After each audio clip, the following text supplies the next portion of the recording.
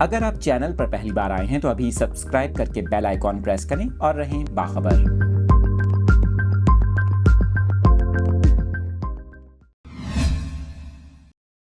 کراچی سے افسوسناک خبر آپ کے ساتھ شیئر کر رہے ہیں۔ شہر قائد میں آتش زدگی کا ایک اور واقعہ پیش آیا ہے۔ گلشن معمار میں دکانوں میں اچانک آگ بھڑک اٹھی، جس کے نتیجے میں 6 دکانوں کو نقصان پہنچا۔ فائر بریگیڈ کی 3 گاڑیوں کی مدد سے آگ پر قابو پایا گیا۔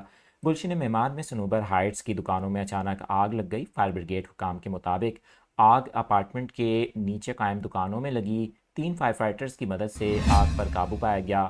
آتش زدگی کے اس واقعے میں 6 دکانوں کو نقصان پہنچا۔